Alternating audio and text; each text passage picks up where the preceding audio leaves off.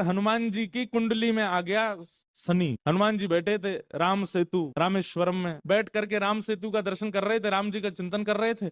इतने में ही शनि महाराज आए। हनुमान जी ने कहा, अरे आइए आइए आइए भगवान, आप कैसे आए? बोले भैया अब हम बोरिया बिस्तर सब लेकर के आए हैं, 7.5 साल आपके संग ही रहेंगे। 7.5 साल के लिए आती है शनि की दशा। हनुमान जी बोले बहुत बढ़िया, बहुत दिन हो गए अकेले रहते रहते, बढ़िया एक एक कंपनी मिल जाएगी, आ जाओ।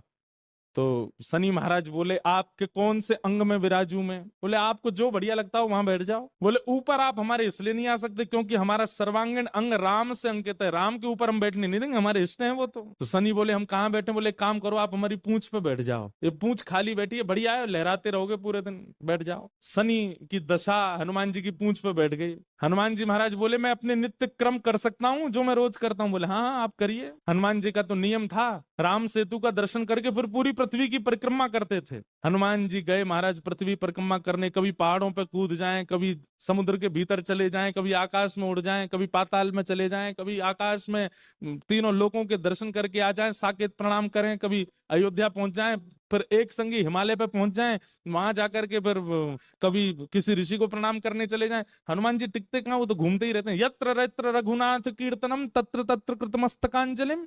जहां जहां कथा होती है, ये बात लिख लीजिएगा, पूरे विश्व में जहां भी कथा होती है हनुमान जी एक क्षण के लिए सही आते हैं, सब जगह आते हैं। अब अपनी संध्या वंदन करके तीनों लोगों की परिक्रमा करके पृथ्वी परिक्रमा करके फिर हनुमान जी ने लिस्ट निकाली कहां कहां कथा चल रही, सारी कथाओं में गए एक एक सेकंड के लिए। इतनी उछल कूद और इतना ज्यादा एनवायरमेंट चेंज हुआ, व्यक्ति अगर एक मौसम से दूसरे मौसम में जाए तो जुकाम खांसी हो जाती, क्या क्या। ये तो कभी तो चले जाते हैं 40 डिग्री सेल्सियस में, कभी -40 में पहुंच जाते हैं, कभी आकाश में चले जाते हैं, कभी रसातल में पाताल में पहुंच जाते हैं।